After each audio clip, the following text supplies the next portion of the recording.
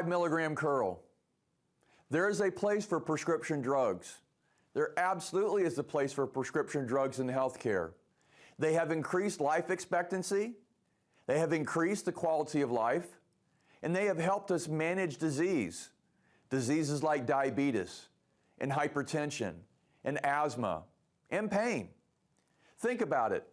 Without prescription drugs, diabetes would kill many more people if we didn't have the ability to manage that through compliance with prescription drugs. People would just drop dead from heart attacks if we didn't understand hypertension and manage hypertension with prescription drugs and aspirin and obviously other procedures. With pain, pain is real. We've talked about in terms of pain being subjective, objective, etc., but to the person in pain, it absolutely is real.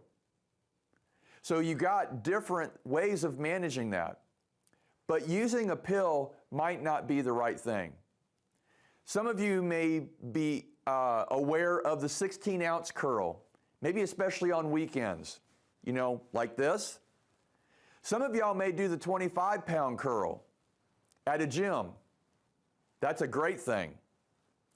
The 5 milligram curl, completely different. You get it?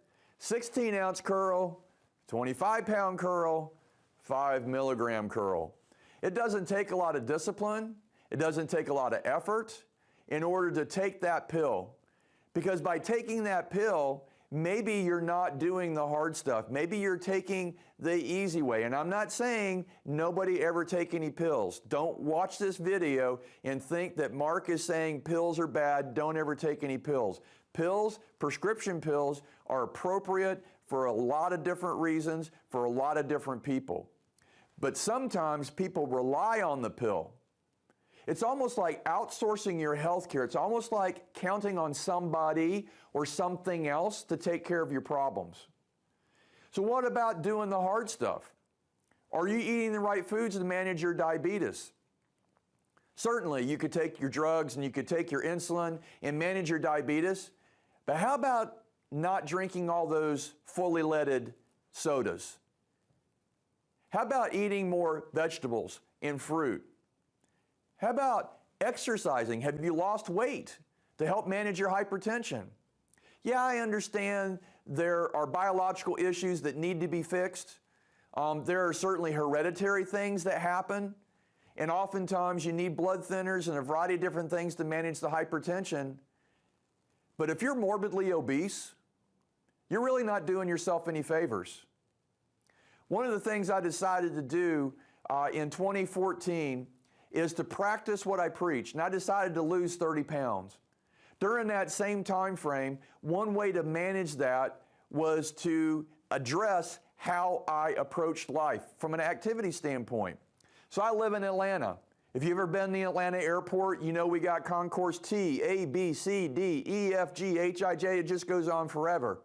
I made a commitment to myself when I was wanting to lose that weight, that when I was going to concourse C or lower, that I would always walk. I would not ride the train. And I wouldn't even ride or walk the moving sidewalk because that's for losers. I just wanted to go and do it the old-fashioned way and schlep myself across the carpet. It's amazing how the attitude of activity, of taking the stairs instead of the elevator. So yeah, you've got hypertension. Yeah, you might need some drugs to associate with that. But have you done what you can do to manage your weight, to help with your hypertension? And oh, by the way, food and diet, huge part of hypertension as well. In regards to managing pain, have you developed some coping mechanisms to manage pain? Have you figured out what works for you? Have you thought in terms of mindfulness? Have you thought in terms of yoga? Have you thought in terms of walking around the block, of eating better, of sleeping better? Have you thought in terms of cognitive behavioral therapy, anti-inflammatory diet? There's a variety of things that you can do to manage pain. Doesn't necessarily have to deal with prescription drugs. I know a number of people that are in excruciating pain, chronic pain, pain that will never go away, and they don't take any drugs. In fact, one person I know focuses on deep diaphragmatic breathing. You know what they teach women to do during childbirth? Take a deep breath in through your nose and exhale through your mouth. Hold it for a little bit, let it out. Do that 2 or 3 or 4 times. It releases endorphins. It helps you manage your stress. It helps you chill. Isn't that a great way to manage pain?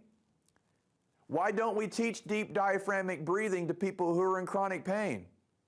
Nobody makes any money off of it. So really what we're talking about when we're talking about the 5 milligram curl is really kind of counting on somebody or something else to take care of your problem, right? So your attitude impacts your behavior. Your attitude about life, your attitude about owning your health care, about owning the management of your pain. Your attitude, I've heard several behavioral psychologists, really smart men and women, tell me that pain is in the brain. Not that you make it up, but that the pain that you have is processed by your brain. And how you process that is going to impact your attitudes about your pain. And your attitudes about your pain can influence your behavior. So, for example, if you're afraid of hurting yourself by getting up and walking, and you don't get up and walk, what happens? You get worse. So you're fearful of hurting yourself by getting up and walking, but that fear and the lack of walking actually increases the pain and creates more issues. Do you own your health care and your choices? Do you own your health care and your choices? I understand in workers' compensation, there's a unique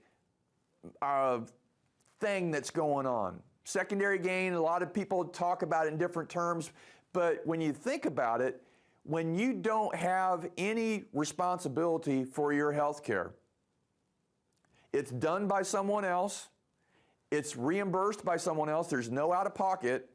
We need people, whether they're patients or injured workers in workers' compensation, to own their health care. Do your homework. Research what your options are. Go to a second doctor. Go to a third doctor. Make sure that your choice is right for you at the right time. Make sure that you understand all the different options available to. Maybe prescription drugs are appropriate, but maybe they're not. Do you know what the alternatives are? If you don't, you could potentially make some bad choices. So the thing I want to leave you with here is don't succumb to the 5 milligram curl. Don't take the easy way out. Again, I want to reiterate so nobody misquotes me. I'm not saying nobody ever use pills. What I am saying is if you're using a pill to manage a circumstance or manage a condition and you're not doing the other stuff, eating right, sleeping well, getting your exercise, having coping mechanisms, if you're not doing your part, you have basically outsourced your health care to that pill. You have succumbed to the 5 milligram curl. What I want to encourage you to do is look at the whole picture in regards to managing your pain. Sometimes that involves a pill and sometimes it doesn't.